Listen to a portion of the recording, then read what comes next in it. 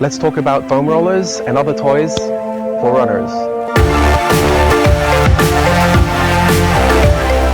Salut, c'est Stéphane from Safe Motions, and today we're going to find out how we can use foam rollers and other toys to increase performance and reduce recovery time. So let's start with having a look at what we have. We've got 3 different foam rollers. Now here we have 3 different types of massage balls. Last but not least, we have my wife's rolling pin. This is a standard pie making rolling pin. There are some commercially made ones specifically for massage, but for me this works well, it's just the same. So let's start with the rolling pin. Before a run, what you're looking for is activating those muscles, just making them a little bit excitable so they're effective during your run. So what you're going to do is just pin the rolling pin right behind your calf and just drive it down following the muscle length. The speed at which you do it is up to you. As you drive the rolling pin down the calf, the faster you go, the faster your muscles will sort of wake up. And that's the whole purpose of this exercise. Make your muscles wake up. Once you're done with rolling the calf and you feel that the calf is definitely activated right now, you can move on to the hamstring. Make sure that you target all the different angles, from the quadriceps, the top of the thigh, over on the side. You should really feel your muscles sort of triggering at this stage. It shouldn't be painful. It's really just, oh, I'm about to go for a run. A little bit more on top of the lower leg. Let's move on to the foam rolling.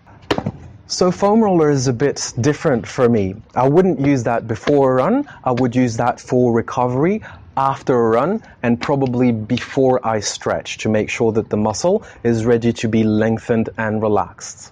So what are we going to look for with the foam roller? You're going to place it in all the areas that feel a little bit tender. Tender means a bit painful, but not too much. All the areas that you know in your body are quite tight. Generally speaking, in runners, the tight areas are the calves, the side of the thighs, and the hips. So let's focus on those. We're going to start with the side of the leg. You might, and I'm sure actually as a runner you'll hear that term IT band. So we're going to roll the foam roller along that IT band.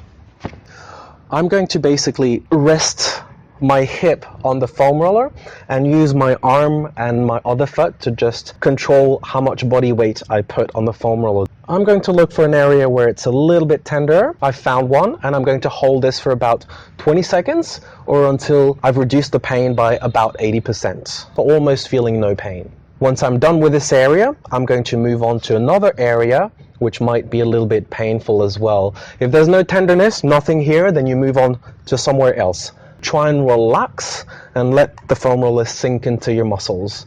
It's supposed to be a release of the tight knots that you have in your muscles. So let it release, take your time, breathe into it. An area that's almost always forgotten in runners that's always tight is the hip. Now, when I talk about the hip, I do mean this area right there that connects on the side to that IT band. You can imagine the IT band as being, the stripes right there. They're running towards the knee. So this area right here needs to be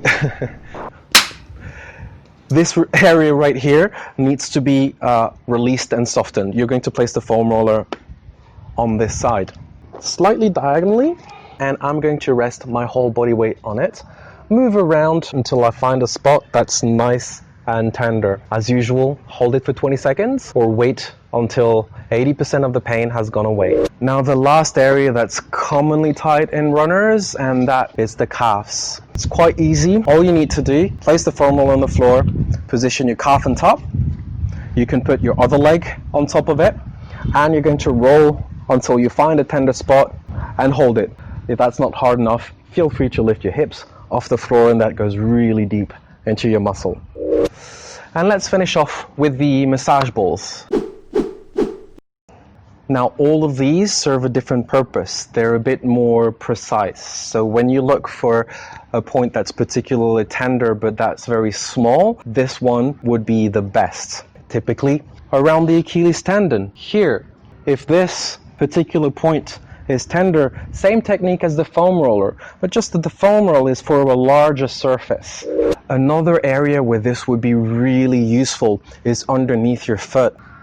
So using this underneath the foot and just roll your foot, especially if you've got high arches like me, my foot needs a lot of relaxing and this feels super good. If you need more body weight on it, you can just stand and then keep on rolling. Oh, feels so good, dude. Next up, we've got the tennis ball. Now the tennis ball is a bit softer, so it's great, but also it's a little bit larger, so you can target areas that are a bit bigger. For instance, in runners, often, also if you're cycling, this is going to be really useful. You can place the tennis ball right behind the knee and sort of squeeze in. You'll feel the top of the calf is being massaged as you bend your knee over it. The last massage device that we have to study today is the big massage ball. This is great because it's got that round pinpoint accuracy, but it's also large enough that I can use it on my hip, just like the foam roller, just a little bit harder than the foam roller because the surface is smaller. So I'll place it in the same area. Nice and tender, and I can just rest there and hold it 20 seconds or until 80% of the pain has gone away. My personal opinion on foam rolling and all the other toys, they're absolutely awesome. They feel really good and they do increase your performance if you do it before, and they do speed up recovery time, so I really recommend you buy some. I hope you've enjoyed the video and that you've learned something useful. Please subscribe to our channel and we'll see you soon. À bientôt!